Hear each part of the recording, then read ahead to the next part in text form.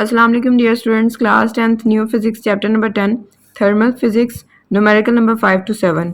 Numerical number 5 में कहा गया है कि how much heat is required to raise the temperature of a 2 kg iron bar from 20 degree Celsius to 100 degree Celsius given specific heat capacity of iron is 450 joule per kg per kelvin.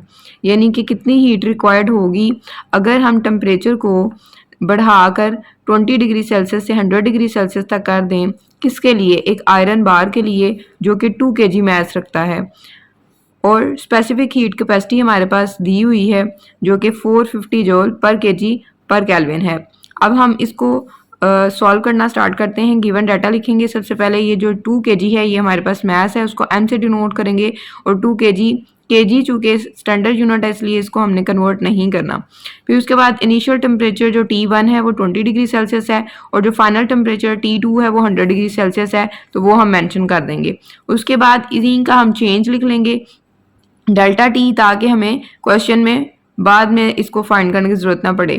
तो हम इन दोनों को जब difference लेंगे इन दोनों का, T2 में से T1 को माइनस करेंगे तो डेल्टा टी आ जाएगा, यानी कि 100 में से 20 माइनस करेंगे तो 80 डिग्री सेल्सियस आ जाएगा, या इसको हम 80 केल्विन भी कह सकते हैं। अगर उन्होंने केल्विन में आपको कहा हो तो फिर हम केल्विन में भी इसको कन्वर्ट कर सकते हैं, यानी कि इसमें 273 को ऐड करके भी सॉल्व किया जा सकता है, तब भी यही आंसर आएगा। उसके बाद उन्होंने हीट कैपेसिटी दी हुई है जिसको C से डिनोट करेंगे 450 joule per kg per kelvin. तो ये किसकी हीट कैपेसिटी है? आयरन की। फिर हमने फाइंड क्या करना था? हीट फाइंड करनी थी जिसको हम कैपिटल Q से जाहिर करते हैं। फॉर्मूला में हम लिखेंगे Q is equal to M into C into delta T. M mass है, C कैपेसिटी है और डेल्टा टी टेम्परेचर में होने वाली तब्दीली है। आप इसको एक ट्रिक से याद रख सकते हैं, जैसे MCAT का एक टेस्ट होता है ना, तो ये उस शेप का बन रहा है, ठीक है ना। ये A इसको कंसिडर कर लें जैसे, तो MCAT से याद रख लेंगे हीट का फॉर्मूला इस तरह से लिखा जाएगा, लेकिन ये डेल्टा है यहाँ पे। M से मुराद मैस है, मैस हमारे पास कितना था? 2। फिर उसके बाद C से मुराद कैपेसिटी है, हीट कैपेसिटी है तो वो 450 है, वो लिख लेंगे। फिर डेल्टा टी हमने फाइंड किया था 80, वो लिख लेंगे। फिर इन तीनों को ज़रब देंगे तो 72,000 जूल आ जाएगा, क्योंकि हीट का जो स्टैंडर्ड यूनिट है वो जूल है। उसके बाद ये जो 1000 है ये कन्वर्ट हो जाता है किलो में, तो हम लिख सकते हैं 72 kilo joule. Next question number 6 है how much heat is required to melt 500 gram of ice at 0 degree Celsius into water at 0 degree Celsius. Latent heat of fusion LF of ice is 3.36 into 10⁵ joule per kg। अब यहाँ पे उन्होंने हमें heat ही find करने को कहा, यानी कि हमने कैपिटल Q फाइंड करना है और हमने किसको मेल्ट करना है? आइस को, जो कि कितना मैस रखती है? 500 ग्राम, और टेम्परेचर हमारे पास क्या गिवन है? 0 डिग्री सेल्सियस।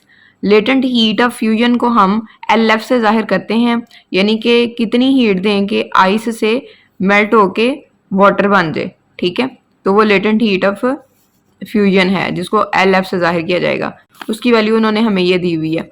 उसके बाद गिवन डाटा में हम लिख सकते हैं कि मैस जो है वो 500 ग्राम है। अब हमें पता है मैस का स्टैंडर्ड यूनिट किलोग्राम होता है, 1 किलोग्राम में 1000 ग्राम होते हैं, तो इसलिए 500 को डिवाइड करेंगे 1000 से, तो कैलकुलेटर से आप डिवाइड कर लें तो 0.5 kg आ जाएगा। Latent heat of fusion of ice जो हमारे पास गिवन है वो उन्होंने जो दी हुई है 3.36 इंटू 10⁵ जूल पर kg, वो मेंशन करेंगे।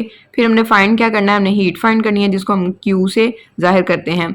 फॉर्मूला है हमारे पास Q is equal to M into LF। अब LF क्यों किया है? क्योंकि यहाँ पे LF दिया हुआ है, ठीक है। पहले हमारे पास क्या दिया होता था? M into C into delta T होता था, वो क्वेश्चन में जो गिवन डाटा उस हिसाब से हमने लिखना होता है। अब यहाँ पे मैस लिखा जाएगा और into latent heat of fusion लिखा जाएगा।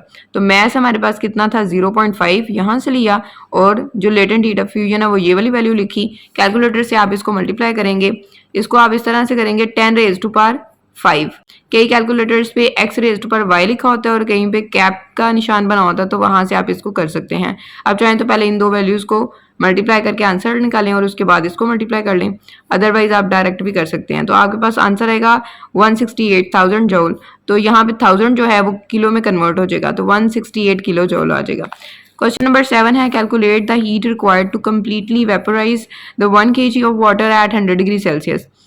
और आपके पास लेटेंट हीट ऑफ वेपराइजेशन दी हुई है 2.26 इंटू 10⁶ जूल पर kg। आपने हीट फाइंड करनी है यानी क्यू फाइंड करना है और आपने पानी को जो है 100 डिग्री सेल्सियस पे गर्म करना है हत्ता कि वो बिल्कुल वेपोराइज हो जाए, मुकम्मल वो भाप बन जाए या आबी बुरात में चेंज हो जाए। और पानी का मैस कितना है 1 kg है। तो हम गिवन डाटा में मैस लिखेंगे 1 kg और लेटेंट हीट ऑफ वेपोराइजेशन लिखेंगे 2.26 इंटू 10⁻6 जूल पर kg जो उन्होंने क्वेश्चन में दी हुई है। हमने फाइंड क्या करना है, हमने हीट फाइंड करनी है जिसको कैपिटल क्यू से डिनोट करते हैं। फिर फार्मूला लिखना है हमने, फार्मूला में जो हमारे पास गिवन डाटा उसी हिसाब से लिखेंगे ना। अब हमारे पास ये दोनों चीज़ें हैं तो इन्हीं दोनों को मल्टीप्लाई करेंगे, m इंटू एल वी करेंगे। मैथ हमारे पास 1 था, एल वी हमारे पास 2.26 इंटू 10⁻6 जूल लिखा हुआ है पर kg। तो हम क्या करेंगे, इसी को लिख देंगे, फिर इन दोनों को ज़रब देंगे तो 2.26 आ जाएगा। 10⁻6 को हम मेगा लिखते थे तो मेगा लिख लेंगे और जूल का जूल लिख लेंगे।